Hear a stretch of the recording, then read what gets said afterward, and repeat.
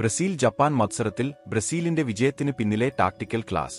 Football ലോകം പലപ്പോഴും പറയുന്ന ഒരു കാര്യമുണ്ട്: നോക്സട്ട് മത്സരങ്ങളിൽ വലിയ ടീമുകൾ ജയിക്കുന്നത് പേരുകൊണ്ടല്ല, ശരിയായ സമയത്ത് ശരിയായ മാറ്റങ്ങൾ വരുത്തുന്നതുകൊണ്ടാണ്.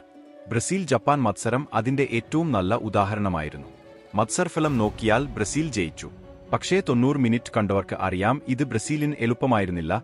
ജപ്പാൻ അവരുടെ പ്ലാനിലൂടെ ബ്രസീലിനെ വലിയ രീതിയിൽ ബുദ്ധിമുട്ടിച്ചു.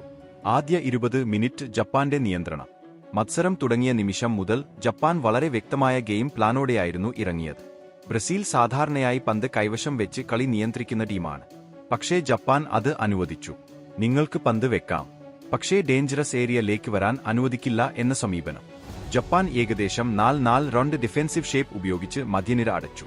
ഇതിലൂടെ സംഭവിച്ചത് ബ്രസീലിന്റെ മിഡ്ഫീൽഡ് ഓവർലോഡ് പ്രവർത്തിച്ചില്ല. ഹറോഖെ വടന് 1 വേഴ്സസ് 1 അവസരങ്ങൾ കുറഞ്ഞു. ബ്രസീൽ ഫുൾബാക്സ് മുന്നോട്ട് വന്നപ്പോൾ പിന്നിൽ സ്പേസ് ഉണ്ടായി. ജപ്പാൻ ട്രാൻസിഷൻ ആക്രമണം തുടങ്ങി. ആദ്യ പകുതിയിൽ ജപ്പാൻ ചെയ്ത ഏറ്റവും വലിയ കാര്യം ബ്രസീലിന്റെ ടെമ്പോ കുറച്ചത്. ബ്രസീൽ വേഗത്തിൽ കളിച്ചാൽ അപകടം. അതുകൊണ്ട് ജപ്പാൻ ഓരോ ബിൽഡപ്പ് ഫേസ് സ്ലോ ആക്കി. ഫലമോ, ബ്രസീലിന് പൊസഷൻ ഉണ്ടായിരുന്നു, പക്ഷേ കൺട്രോൾ ജപ്പാനായിരുന്നു.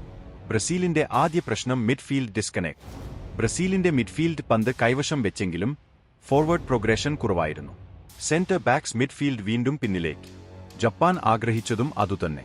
കാരണം വിനീഷ്യസ് അല്ലെങ്കിൽ അറ്റാക്കിംഗ് പ്ലെയേഴ്സ് നേരിട്ട് പന്ത് കിട്ടാതിരുന്നത് ബ്രസീലിന്റെ ആക്രമണം ദുർബലമാക്കി. ജപ്പാൻ ഓരോ തവണ പന്ത് നേടിയപ്പോഴും 3-4 കളിക്കാർ ഒരുമിച്ച് മുന്നോട്ട് പോയി. അത് ബ്രസീലിനെ സർപ്രൈസ് ചെയ്തു. ആഞ്ചലോട്ടി എവിടെയാണ് മത്സരം തിരിച്ചത്? ഇതാണ് മത്സരത്തിലെ ടേണിംഗ് പോയിന്റ്. രണ്ടാം പകുതിയിൽ ബ്രസീൽ പന്ത് കൈവശം വെക്കുന്നത് നിർത്തിയില്ല. പക്ഷേ അവർ മാറ്റിയത് പന്ത് കൈമാറ്റത്തിന്റെ വേഗം. ചെറിയ പാസുകൾ, നേരിട്ടുള്ള ആക്രമണം, wide place, central overload, cross മാത്രം ബോക്സ് ഓക്യുപ്പേഷൻ.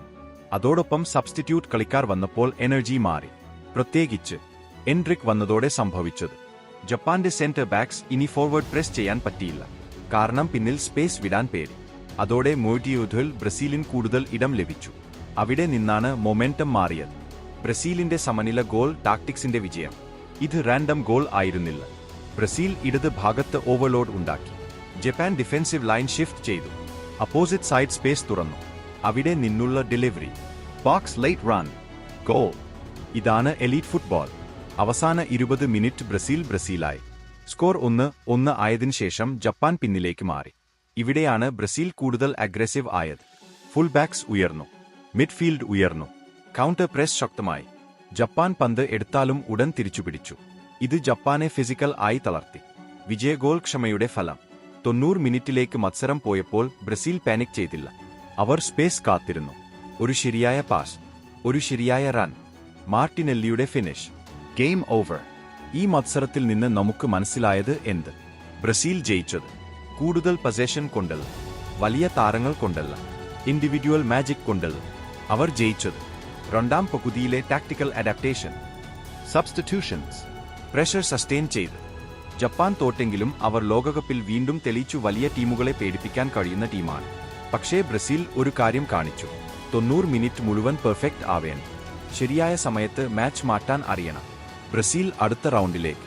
പക്ഷേ മുന്നോട്ടുള്ള മത്സരങ്ങളിൽ ഇനിയും കൂടുതൽ ശക്തമായി വരേണ്ടി വരും.